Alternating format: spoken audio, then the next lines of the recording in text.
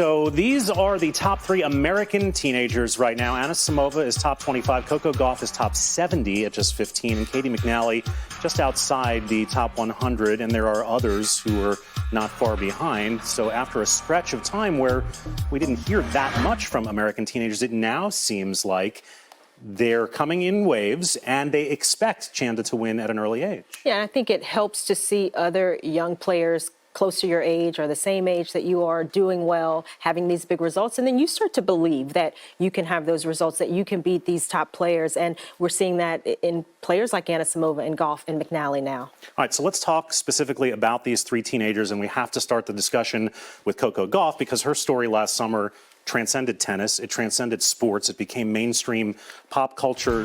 What's the thing that most impressed you about the full package of Coco Gauff? I think her poise, how she carried herself even in tough moments. You see how grounded she is, how much support she gets from her family. Her parents have been out there match in and match out. But she just looks so mature, and you wouldn't believe she's 15. If you talk to her, if you see how she works her way through matches, how she problem solves out there, for me, that's been one of the most impressive things. There's still some areas of her game that she can work on, that she can continue to grow. That's a good sign as well. She's got such athleticism out there around the court, and she just embraces the big moments. I think that's the big thing there, how she handles the moments and the occasions, and we got a glimpse of that at Wimbledon. Biggest match of her career, a 15-year-old going out to play one of the legends of the game, and she looked like she belonged there. There was no nerves, there was no sense of being overwhelmed by the occasion, and we've seen that from her on every stage where she is a star, and she's comfortable in those surroundings. She's able to play near her best tennis, if not her best tennis in those occasions. That's not easy to do for anybody, and it's certainly not easy for a teenager who should be taking, algebra classes in high school? Sophomore in high school. Exactly. And I just love, and Chanda points out so well, the team around her. You talk to any of them, and they have the marathon on their mind. They know this is going to be a long road. They're not worried about the week in and week out, points here, points there. She's in great hands. She's got a great game. She possesses stuff at 15 you can only dream about, and she's going to get better. She has only played 6 tour-level events. She is already top 70, going to be direct entry into the Australian Open. Let's talk about Amanda Anisimova. Obviously had her big breakout at Roland Garros this year. Lindsay, she beat Halep. She nearly beat Ash Barty. What gets you jazzed about her? Yeah, and all surfaces. She also won a tournament in Bogota. So huge when you're able to win titles, but she is a champion with that mindset, and she wants to be the best player in the world. She works incredibly hard at it.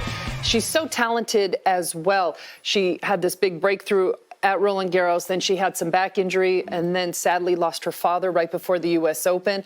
It was a tough second half of the year for Anisimova, but has hired a new coach, Carlos Rodriguez, who knows exactly what it takes to get a player to the top of women's tennis. He did it with Justine Henin. He had a lot to do with Li Na's success.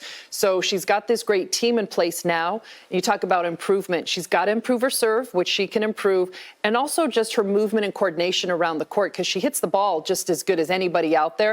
Now it's just putting all those little things together. I think she's one of the cleanest ball strikers, and when I see her play the first time, but certainly subsequently each time, you're impressed with how well she can change direction, how well she moves the ball, the confidence that she shows in those big moments in matches. And again, similar to what we talk about with Gauff, but it was Anisimova who was sort of on her own as, a 15, 16-year-old. Now she has Gauff, she's got McNally who are coming up behind her. I think that should help relax her, take a little bit of the spotlight away at times, and we've already seen her make that big breakthrough. So I think she can go even further. Round of 16 at Australia last year as she returns. Remember, that was the first time she'd ever won a match at any slam. It's happening quickly for Anisimova. Quick thought on Katie McNally. She's a little bit behind in her evolution, the other two. Should we also get excited about Katie McNally? Absolutely. I mean, she is a fantastic athlete. She's got a lot of different shots. One of the few players you'll see that actually serve in volleys. You'll see double digits for net points, and she'll be able to develop a little more quietly. You'll see Gauff and Anisimova get the brunt of the attention. That actually might help McNally in the long run. Yeah, she's got a complete game. I love her style of play. She is comfortable, so comfortable in playing in every area of the court. We've seen seen how well she competes and plays in doubles. She's kind of the general out there on the doubles court with her and Coco Gauff. So I think it may take her a little bit longer to develop because of her style, but certainly she's going to be an exciting player to watch. And there are other American teams, from Whitney Osigwe to Robin Anderson to Haley Baptiste. Don't have time to mention them all, but suffice to say that the future is very bright for American women's tennis.